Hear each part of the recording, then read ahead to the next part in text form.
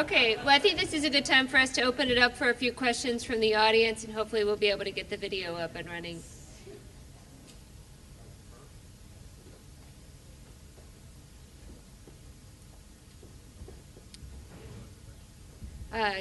Dr. Tolan, did you have a question? Hi, I'm James Pierce from the Boys and Girls Clubs in Central Virginia. Just wanted to know each of the programs, how did you build capacity to grow? Because it seems like you all have a great staff in order to make all of these great programs happen. What roadblocks have you come across, and then have you overcome those to build the culture of your organizations that are clearly so successful? Thank you. Great, and when responding, if you wouldn't mind speaking into the mic, just because that will help it be recorded.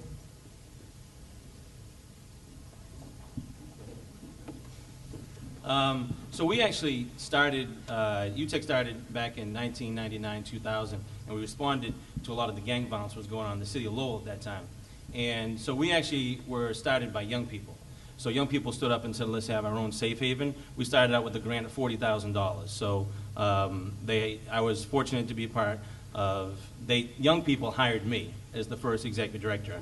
And the board, which had young people on it, said, you got $40,000, see what can happen.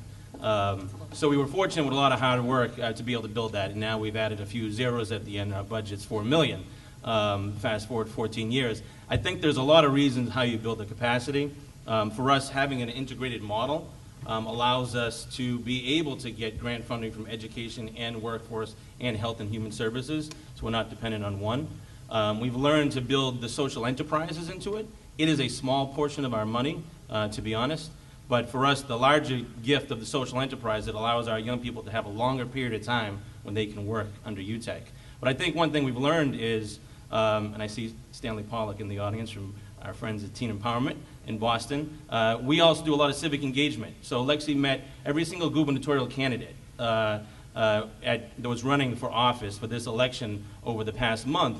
And we do a lot of that policy making for a number of reasons, but the benefit, which is not the reason why we do it, but the benefit is also we're building up, I think, the political power of young people in youth programs in the Commonwealth of Massachusetts. So it's not about UTEC, but it's also about doing that statewide, where our governor has invested a lot of work into this area as well. And that takes time to build that coalition, but I would highly recommend it.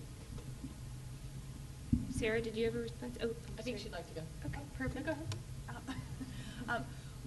Capacity has been actually something that we have struggled with quite a bit. And I mentioned that we expanded to Charlottesville in 2008.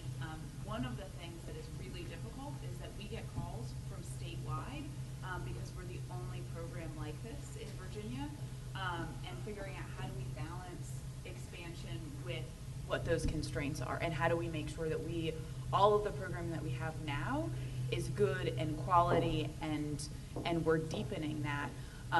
And so what we found is that sort of in the meantime that we're not going to be able to expand to another geographic area with a satellite program, but we have something called the Institute for Equality, where we do trainings, which is a training module that we can pick up and go anywhere and go in and give a 5-hour training or give a 3-hour training in a community. So building systemic change, so it's not just the 2 youth centers that we have in Richmond and Charlottesville, but it's that every school, every after-school program, there are people who understand LGBT issues and are the safe person for folks to come to. I mean, eventually I would love for that systemic change to happen to the point where we don't have to be here. So kind of being creative when you do have those capacity constraints. Sarah, do you want to respond? And then I think we'll return to we can go to video. That's fine. Oh, we want to hear from you. Okay. I want to be respectful of his time. I think what I got from your comment question was, how are we developing our infrastructure and then being able to then scale that and sustain that? And what we've done at WIT is a few things. I would say we created an infrastructure that we find to be very strong based on the partnerships that we've created in our community. And we also are a fee-based nonprofit. So we have a tuition for our program, and those that can afford it pay for it, and those that can't receive financial aid, and that financial aid comes from corporate sponsors and individual donors. Our biggest donor base are successful entrepreneurs, because they say, I wish I had something like this when I was younger. So we've tapped into that market, and they've been wonderful contributors and supporters. And we also have just corporations that see what we're doing and see that we're actually solving problems that they have been able to solve, and they want to get involved.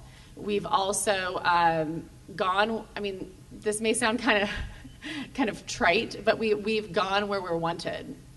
So we have a demand from the teens.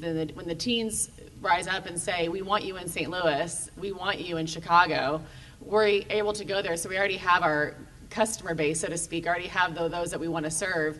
And then we're able to go around to, like I said, corporations and sponsors and say, these teens want to solve problems in your community. And we guarantee if the teens are going to back it and the teens are bought in, you're going to see your community shift.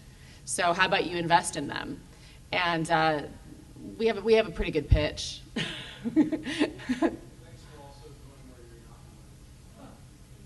School principal we go around. As someone once said to me, the reason we like WIT is you don't seem to see walls. You just keep going. And when the teens when my heart is with the teens, so when a teen is at stake, I'll do whatever it takes. Thank you. I think we're going to return to the video now that it's queued up.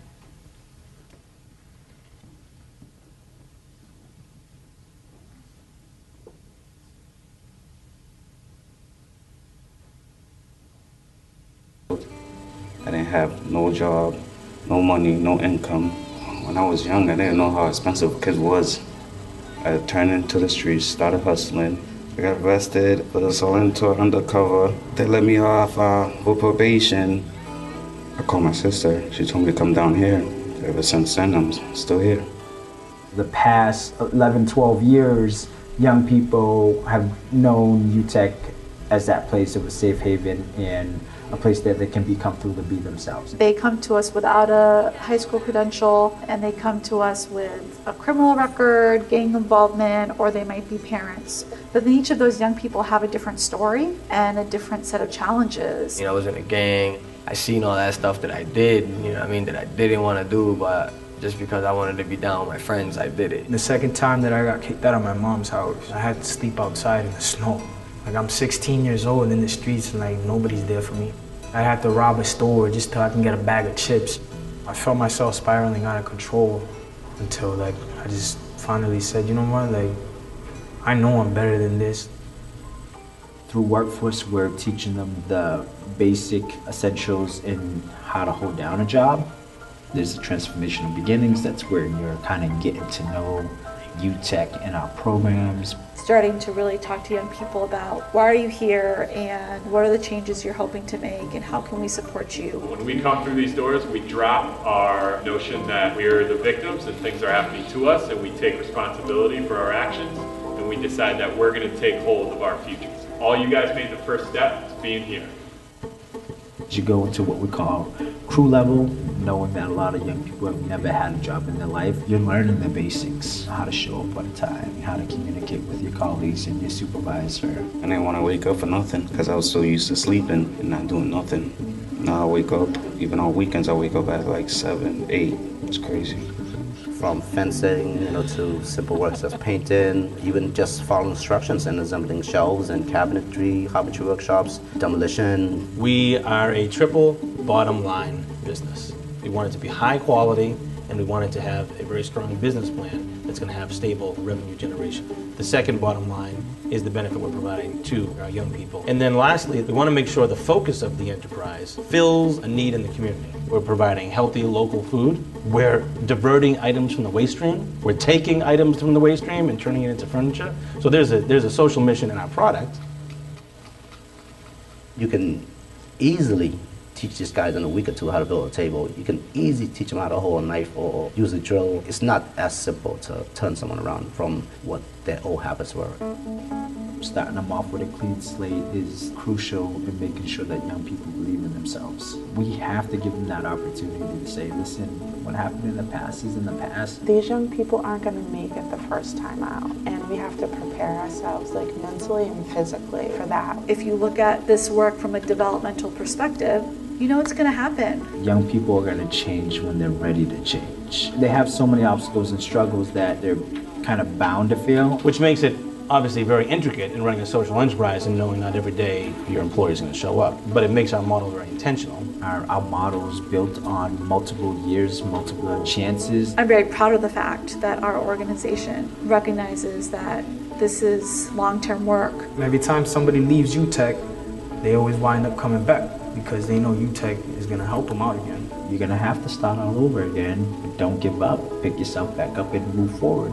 People like Richie, we were literally like hunting this kid down. He was getting into a little bit of trouble and he wouldn't keep any of his appointments. And now I look at him and I think he's gonna be okay. I think he had to go through whatever it was he had to go through.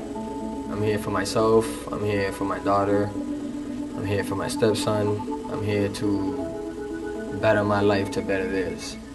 Most of the stuff we go through every day, you've already like gone through that and like beat it. Getting a perspective from your view is like mad inspiration. I hope to be that positive role model for a young person to see, listen, you know, I spent 4 years in jail. You can do it.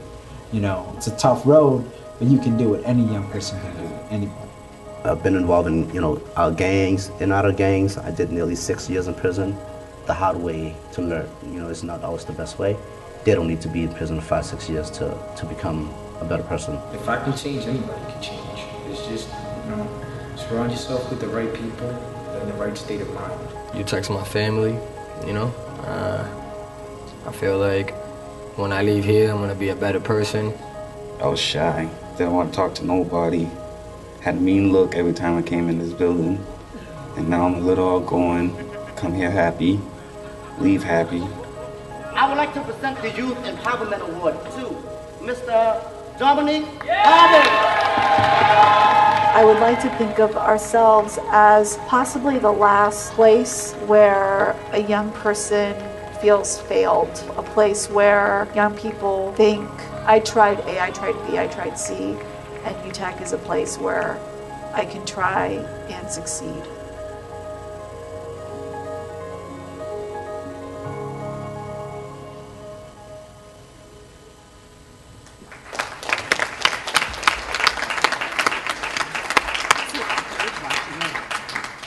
We have enough time for one last quick question. If anybody has another question on feelings and energy around here. Yes, up here.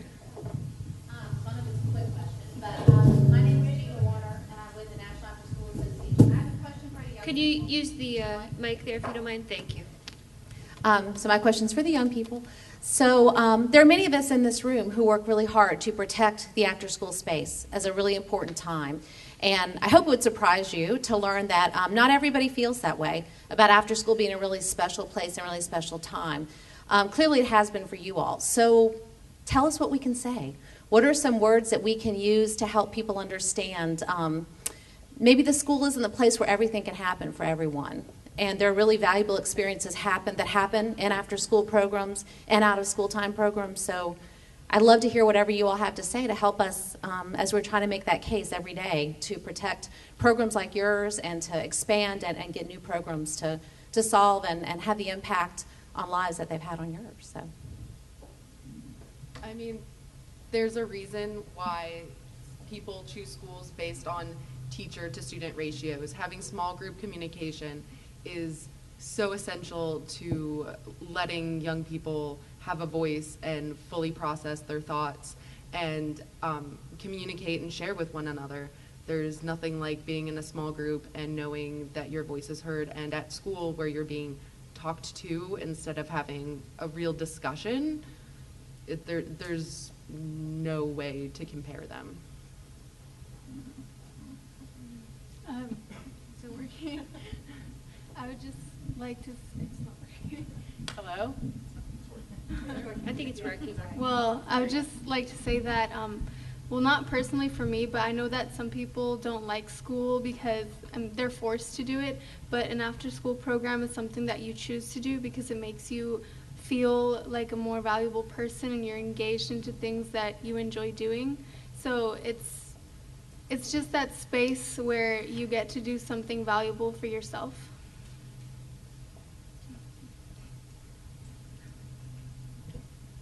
Yes, close to this mic. When I was in high school, school wasn't really like the thing for me. Like teachers were always like putting me down, you know, telling me I was gonna be like a bum on the street, wasn't gonna amount to nothing. I mean, today I kind of look good. You look good today. But I think youth programs are like better. Like they're really good. Like they teach you more. They listen to you. I mean, you can talk. You know, you could give your opinions, your thoughts. In high school and middle school, you can't do that. They never want to listen. They never want to hear you. They just want to talk and tell you what to do and what class you need to be in and how you need to do this. But they won't listen.